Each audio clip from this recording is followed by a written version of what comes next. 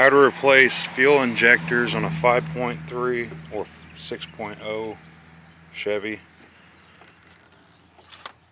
We're going to start with removing the top cover. One 8mm bolt right in the center. Next, you'll have three 10mm bolts for this plastic plate.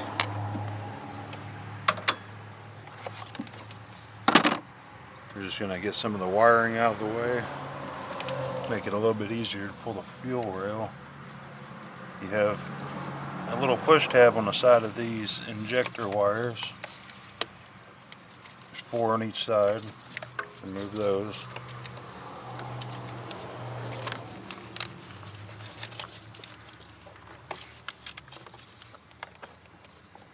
Unplug this plug. Let's see. One plug here.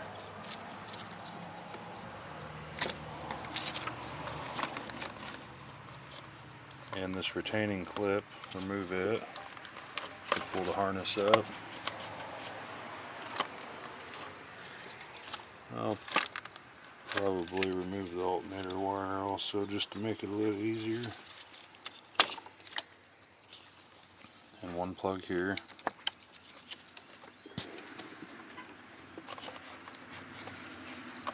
One 10mm bolt right there. Next, you'll want to get out your fuel line remover,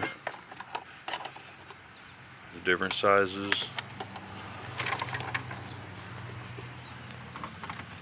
Little clip right here in the fuel line. Get it out of the way. Take your fuel line remover, place it over the line. You're going to pull the fuel line towards you, just a hair. Push the remover into it, and then push the remover and the line away from you. When you remove this line, it is going to spray fuel. It's not going to hurt anything. But if you wanted to, you could pull this cap. There's a Schrader valve here.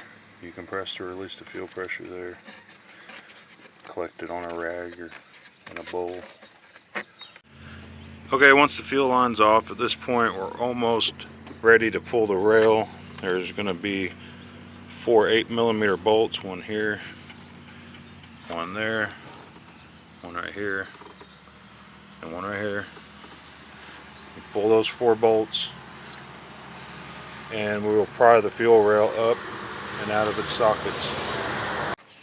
Okay, now we can pull the injectors out of their sockets. They just sit down in a hole in the upper intake.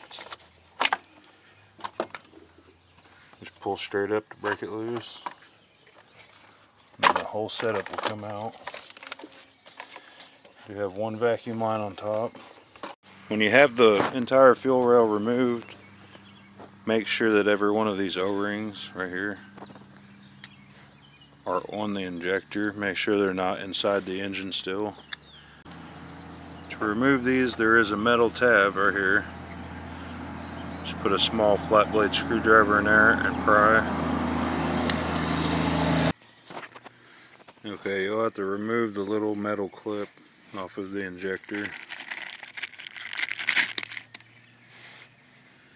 This little clip has to come off first, and you'll have to twist and push, and maybe the small flat blade screwdriver might help with the O-ring while pushing it in.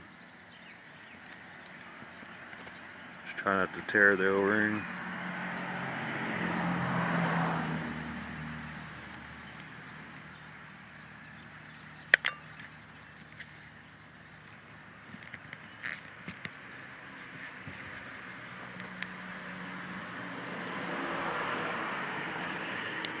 Once it is all the way in, we'll put the clip back on it.